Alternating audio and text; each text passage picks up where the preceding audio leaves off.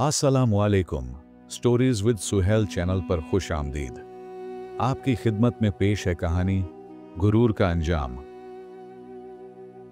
Hashim Baghdad शहर का एक मशहूर अमीर तरीन शख्स था, जिसकी दौलत और रौब का शहर में चर्चा था।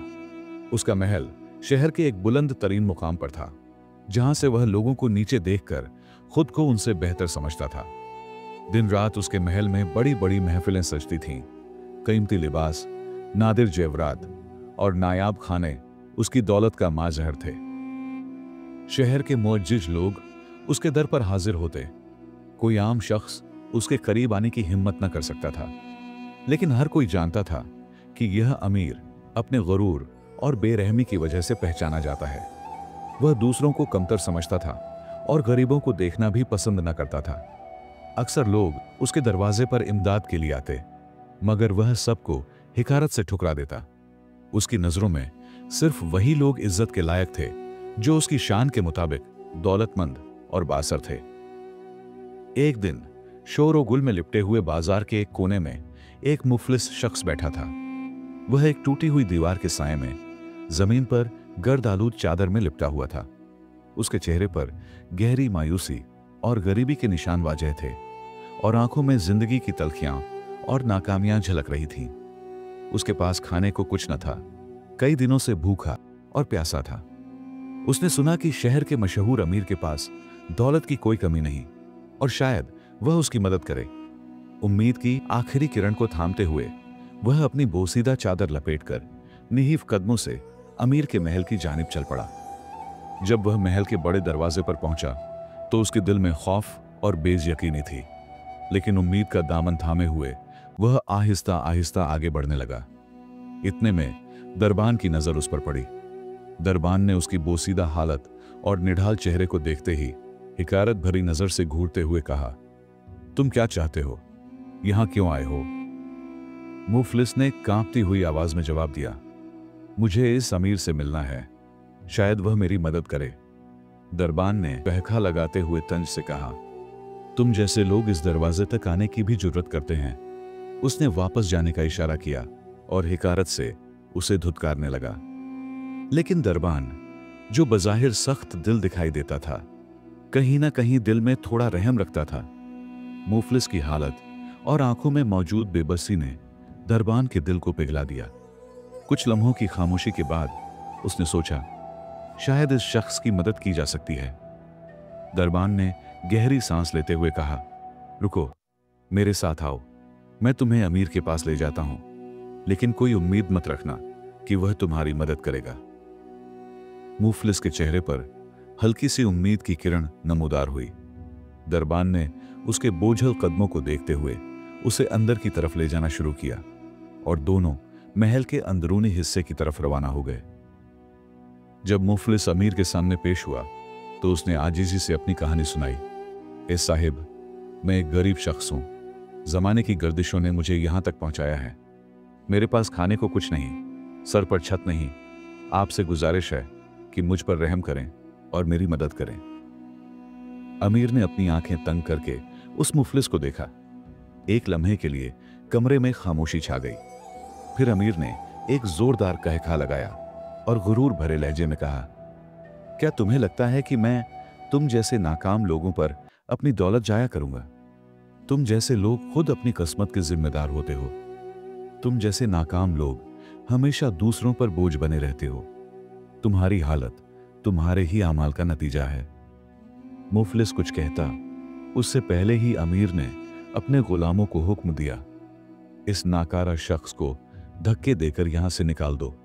गुलामों ने फौरन हुक्म की तामील की और मुफलिस को बेइज्जत करके दरवाजे से बाहर निकाल दिया।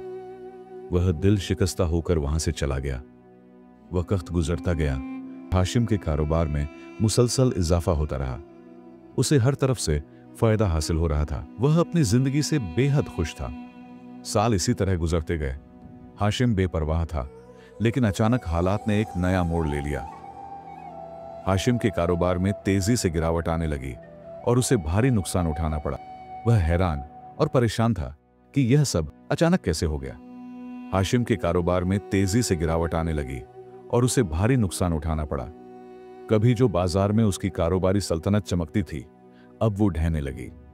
कर्ज का बोझ उस पर बढ़ता गया और उसकी परेशानियां दिन ब दिन गहरी होती गईं। हाशिम अभी इन मुश्किलों से जूझ ही रहा था। एक रात हाशिम के महल में अचानक आग भड़क उठी और उसकी बड़ी तादाद में जायदाद खाक में मिल गई। यह हादसा उसके लिए तबाहकुन साबित हुआ। नुकसान इतना शदीद था कि हाशिम की दौलत तेजी से घटने लगी। जो लोग कभी उसकी महफिलों की जीनत बनते थे और उसके करीब रहने में फख्र महसूस करते थे, वो अब एक एक कर उससे दूर होने लगे। कल तक जो उसके दोस्त और साथी कहलाते थे, आज उन्होंने उसे तन्हा छोड़ दिया, जैसे वो कभी उनकी जिंदगी का हिस्सा ही न था। उसके मुलाजिम भी एक एक कर उसे छोड़ गए, यहां तक कि उसका सबसे वफादार नौकर भी, जिसने सालों तक उसकी खिदमत की थी, अब किसी और अमीर शख्स की खिदमत में चला गया। वक्त गुजरता गया और हाशिम की जिंदगी पूरी तरह से बदल गई। वही शख्स जो कभी दूसरों पर हुक्म चलाता था और अपनी शान और शौकत में मग्न रहता था, कारोबार में शदीद नुकसान और मुसलसल मुसीबतों की वजह से लोगों के दरवाजों पर अपनी जिंदगी की गुजर बसर के लिए भीख मांगने पर मजबूर हो चुका था। एक दिन वही गुरूर में डूबा हुआ हाशिम, जो कभी दूसरों को हिकारत की नजर से देखता था, किस्मत के खेल में शिकस्त खाकर एक नेक दिल और खुदा तरस अमीर के दरवाजे पर पहुंच गया। ये अमीर अपनी रहमदिली, खुशखुलाखी और लोगों की मदद करने की आदत की वजह से पूरे शहर में मशहूर था। उसके दर से कोई साइल खाली हाथ न जाता था, चाहे वो अमीर हो या फकीर। वो सदाएं देने लगा, मेरी मदद करो। उसकी आवाज में एक ऐसी दर्द भरी फरियाद थी कि सुनने वाले का दिल पिघल जाए। हर जुमले के साथ उसकी हालत और ज्यादा बिगड़ती जा रही थी। जब खादिम ने फकीर की आवाज सुनी तो वह अपने आका के पास गया और इतला दी कि दरवाजे पर एक साइल है। नेक दिल अमीर ने कहा, इस साइल को खाना दो और उसकी हर हाजत पूरी करो। खादिम ने हुक्म की तामील करते हुए खाना लेकर दरवाजे की तरफ कदम बढ़ाया, लेकिन जैसे ही उसने फकीर का चेहरा देखा, वह बेइख्तियार रुक गया। यह कोई और नहीं बल्कि वही हाशिम था जो कभी उसका मालिक था। वही हाशिम जिसका हुक्म पूरे शहर में चलता था और जिसके महलों की शान और शौकत का हर कोई गवाह था। खादिम की आंखों से बेइख्तियार आंसू बहने लगे। वह सोचने लगा कि यह वही शख्स है जिसने अपनी दौलत और घमंड के नशे में दूसरों को हकीर समझा और आज खुद इसी हालत में भीख मांगने पर मजबूर है। गमगीन दिल के साथ वह वापस अपने नए आका के पास आया। अमीर ने हैरत से पूछा, क्यों रो रहे हो, क्या हुआ? खादिम ने आहिस्ता से कहा, आका, जो शख्स दरवाजे पर भीख मांग रहा है वह कोई आम फकीर नहीं है। यह वही हाशिम है जो कभी शहर का सबसे अमीर और ताकतवर इंसान था। वह शख्स जिसके महल में मेरी जवानी गुजरी, आज उसे इस हाल में देखकर मेरा दिल गम से भर गया है। आका, यह वही हाशिम है जिसके दरवाजे पर लोग इज्जत और दौलत की तमन्ना लेकर आते थे और आज वही खुद कशकोल लिए हमारी दहलीज पर आया है। नेकदिल अमीर ने खादिम को हुक्म दिया, साहिल को अंदर बुलाओ।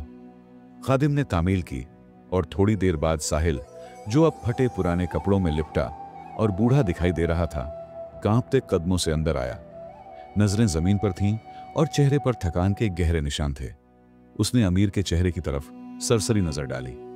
नेकदिल अमीर खामोशी से हाशिम को देखता रहा।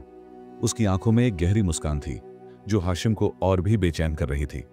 आखिरकार उसने बेचैनी से पूछा, आका, आप कौन हैं?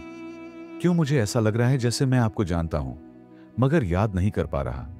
अमीर ने मुस्कुराते हुए कहा, क्या तुम्हें वह दिन याद है जब तुम्हारे महल के दरवाजे पर एक गरीब, भूखा प्यासा शख्स खड़ा था जो मदद की फरियाद कर रहा था? तुमने उसे हकारत से निकाल दिया था और उसकी फरियाद सुनने के बजाय अपने घमंड में डूबे रहे। मैं वही मुफलिस हूं जिसे तुमने अपने दरवाजे से धुतकार दिया था। आज अल्लाह ने मुझे इज्जत दी और तुम्हें तुम्हारे कर्मों का नतीजा दिखा दिया। यह दुनिया माकाफात अमल की दुनिया है। यहां जो बोओगे वही काटोगे। हाशिम की आंखों में आंसू भर आए। वह अमीर के सामने गिर पड़ा और कांपते हाथों से उसके पैर पकड़कर बोला, मैंने तुम्हारे साथ बहुत बुरा किया था और आज मेरे साथ भी वही हो रहा है। मैं अपने की पर शर्मिंदा हूं। क्या तुम मुझे माफ कर सकते हो?